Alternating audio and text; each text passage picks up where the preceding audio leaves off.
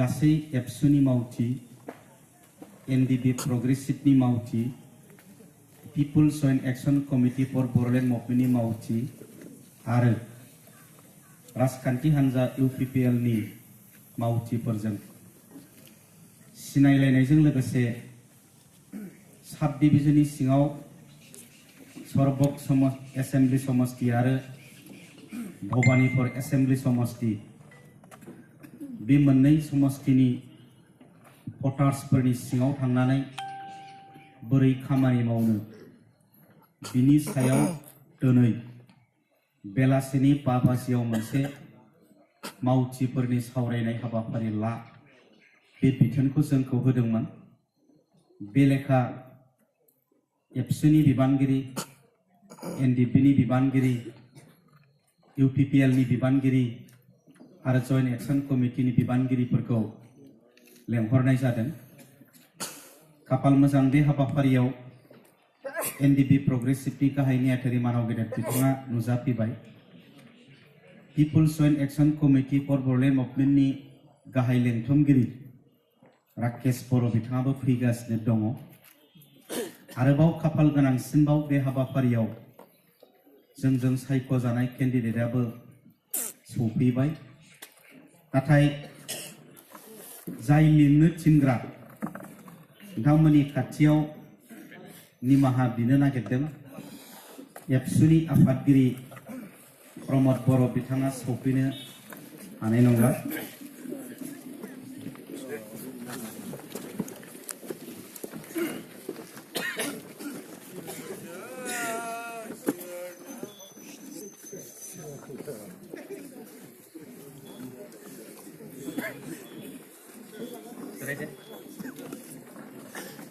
नोंथांमोननि खाथियाव निमाहा बिनो नागिरबाय।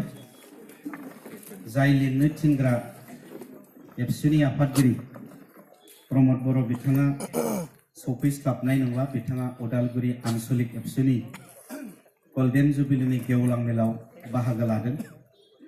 दहाय फुङाव खारिजा बिजनि बारनानै सरबक समष्टिनि सेनियर बिबानगिरिफोरजों सावरायदोंमोन। बिनिफ्राय उदालगुरियाव थांफिनदों। दा बिसिम सौफैनांगौबा बिथांनि थाखाय 2-2.5 घन्टा नांगोन। बेखायनो सौफैस्लाबनाय नङा। बिनि थाखाय निमाहा बिबाय।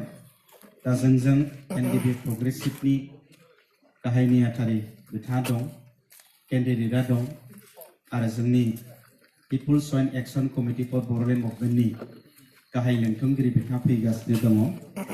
दा हांख्रायनायखौ मान होनानै सोमावसारग्रा बे मोनब्रै आफादनि बिबानगिरिफोरा सफैनायनि थाखाय बाहागो लाफैनायनि थाखाय साबायखर बावबाय।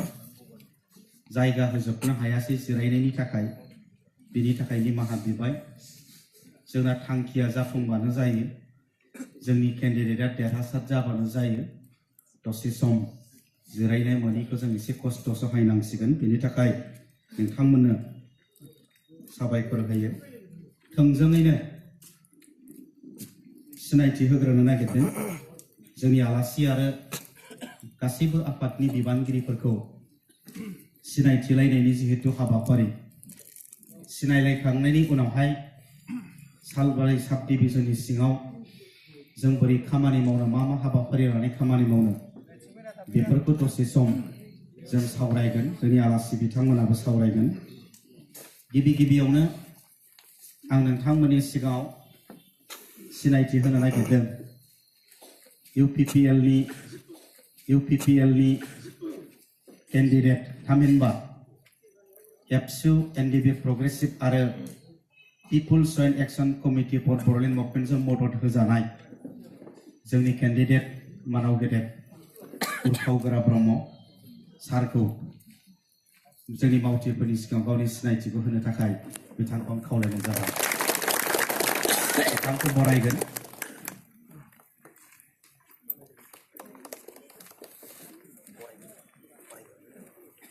गुबुन गुबुन डक्टरफ्रा जोंनि केन्डिडेटखौ आर'नाइजों बरायनो नागिरदों। आं थाब फैनो थाखाय खावलायहरदों।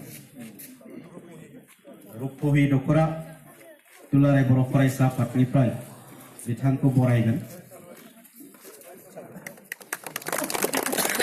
साबायखर होबाय सालबारि दखरा दुलाराय बर' फरायसा आफादनिफ्रायबो बरायगोन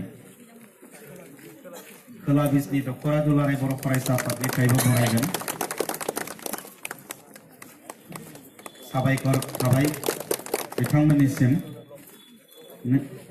नैथियाव आं सिनायथि होनो नागिरदों एनडिबि प्रग्रेसिभनि गाहाय नेहाथारि मानाव गेदेर गोबिन्द बसुमतारी बिथांखौ गावनि सिनायथिखौ होनो थाखाय खावलायबाय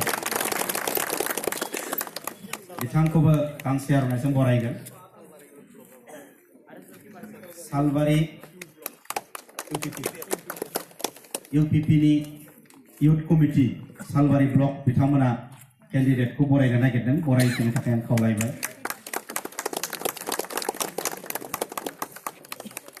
एनडिबि प्रग्रेसिभनि गाहाय नेहाथारि बिथाङा गावनि सिनायथिखौ होनायनि थाखाय साबायखर होबाय मटनगुरि ब्लक इउपिपि निफ्रायबो इउथनिफ्राय बरायनो नागिरदों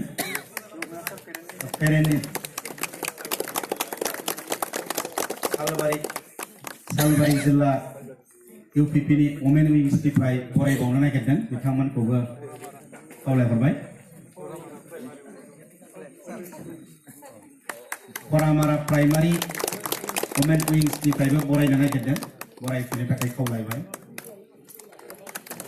आरो दंबावोबा कारिजा बिजनि इउपिपिनिफ्राय बरायबावनो नागिरदों बिथांमोनखौ बरायफैनो थाखाय खावलायबाय बरपेटा रड आनसलिक एबसुनिफ्रायबो बरायनो नागिरदों बरायफैनो थाखाय खावलायबाय।